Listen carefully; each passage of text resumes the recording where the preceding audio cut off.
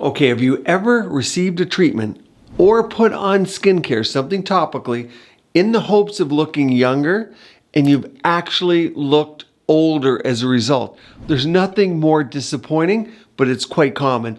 And today I'm going through 3 of the top reasons why you may be looking older from your attempts to look younger, rejuvenated, add more glow, or lift. And I'm including skincare, at-home devices that we don't often talk about on this channel, and then some treatments you might be getting in your med spa as well. Number 1 culprit, I see it time and time again, is overuse of skincare, particularly overuse of actives. So let's assume you're using great skincare. It's tested, it's made, it's real, it's not backyard ingredients, but you're still getting some inflammation. That's not Korean style, and we have to take a page out of the book of South Korea where they have gentle skincare products that actually work. When I say actives, I'm talking about particularly your retinols, your alpha hydroxy acids, and your chemical peels. Think glycolics, azelaic acids, TCAs, anything that has a low pH. Now, vitamin C, which this is key, we're going to talk about, L-ascorbic acid, many of you are trying to use it at a very low pH type of a serum, such as a 3 to 4 on the pH scale.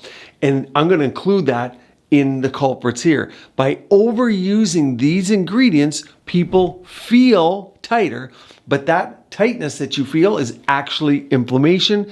It's not gentle healing, and it's not getting you the results you want, because inflammation absolutely leads to aging. What do you do about it?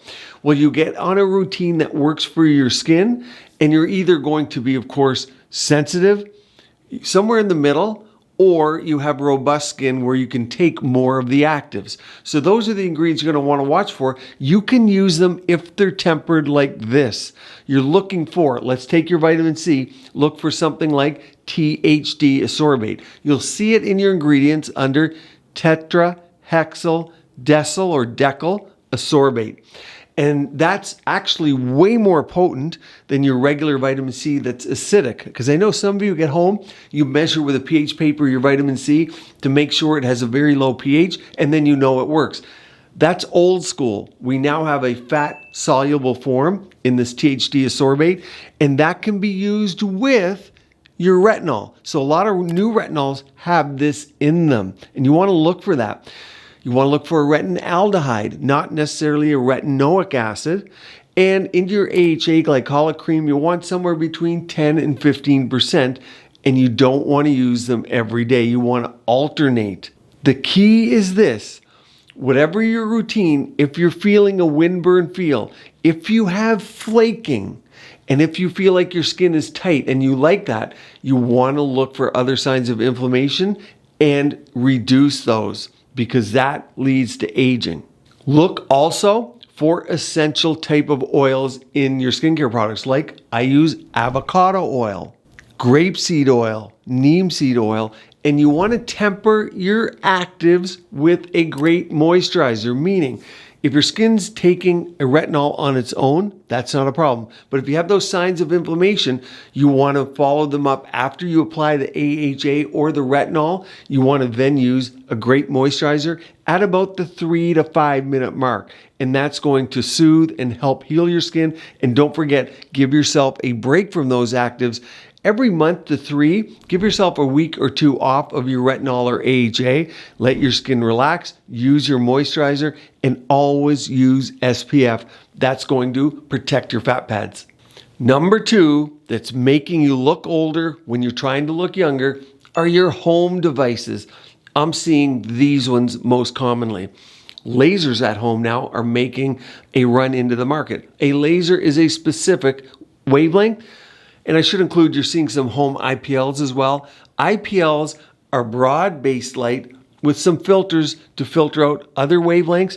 So they're not actually lasers, but they're more of a broad-based light with a filter to narrow down certain wavelengths. It's an important distinction because some produce heat and some don't. So you'll check your device. But RF and galvanics, And why are we talking heat? Because we're talking fat pads.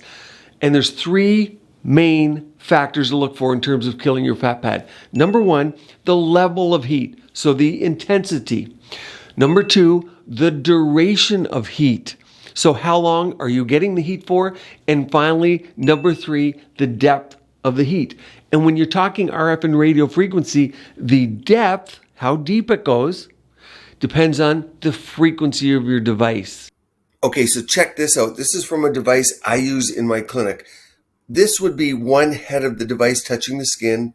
Over here you have the second one. And the energy is going between these electrodes. Check it out and you can see I can adjust on the fly the depth of this device. So I can get the superficial skin, which is right here.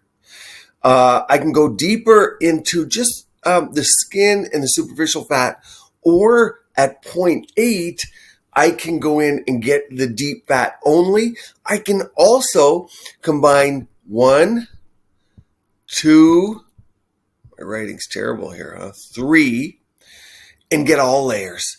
So depending on what you need, this is my problem with the at-home devices, and you can see why you're struggling with it, and you are sitting there going, hey, am I losing my face fat? Is it actually tightening my skin? And when you turn on and off your device, all this goes to pot. Meaning a lot of times, understand these devices, I'm all over the world. I see them for $20 everywhere. And then they come to you marketed for $420 up to $5,000. The problem is you don't know what the energy level is consistently when you start this up. So it gives you an idea of what I'm talking about when I talk about depth. Certainly I can go into way more detail, but I don't want to bore you guys with all this, but understand this one minor nuance among 10 others we could talk about with at-home devices. And again, I'm a proponent of them, but this is what I'm seeing with many of them that you guys are buying. And so you can change the depth. So for home gamers, it's difficult to know these parameters. You often don't know the temperature. You don't know how deep it goes because you don't really know the frequency of it. And you can't monitor on the fly the depth of the heat like I can with a professional device. But what you can do is not overdo it. And what I know is people are using these devices not only once a day, but several times a day because you're thinking more is better. You got to use them as directed. It's difficult here because I have people come into my office who've bought them, or you guys commenting, spend up to $5,000 on an at-home device, often for a device that costs them $100 to make, $50 to make, and you don't have the parameters you know. So price doesn't make a difference. Buying a more expensive one doesn't mean you're buying a better one. But what you will know is that the heat and the intensity can be very different from treatment to treatment because often the devices just don't have the technology in them to monitor heat to the correct levels. So you have to be very careful here. My cautionary note to you is use them as directed. If you feel a lot of heat, stop using them and don't use them more than maybe a few times a week. Even that might be overdoing it. So you can see the fat loss here. Now, what is the temperature that we're looking for that's going to cause this fat loss that we see? Well, it's 43 degrees centigrade and for about 20 minutes. That's what I see. Now, the temperature, of course, will vary for everyone. For some people, 15 minutes it starts. Other people, we need 30 minutes. How do I measure this? How do I know?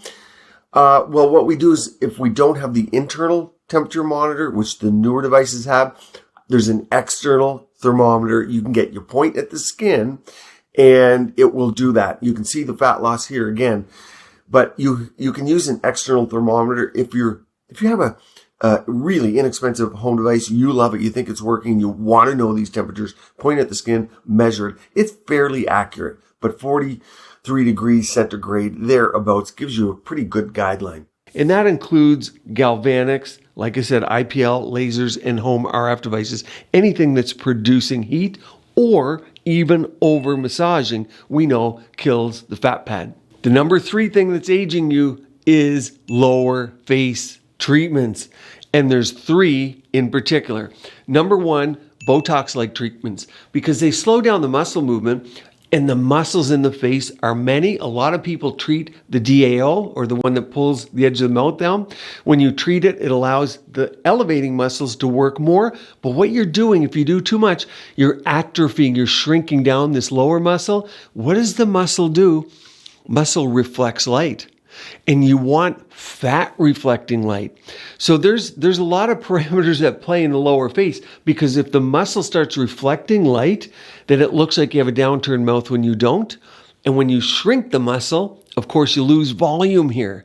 And that's not good. So the Botox can be negative in that sense, but it also can be negative in the sense that if the muscle is injected just slightly over laterally and up from where it should be, because your injector maybe doesn't know anatomy, maybe your anatomy is a little different, we're all different, they're going to get a risorius muscle here, which then affects your smile. So it'll be different from one side to the other. So when you talk, you're going to look lopsided, asymmetrical. When you smile, you're also going to be asymmetric because one side's going to lift different than the other. And here's the kicker. You might say, well, it lasts 3 months. It'll be gone pretty quick. No, the thing is, the muscle shrinks down for much longer in minuscule amounts that are perceptible to your eye.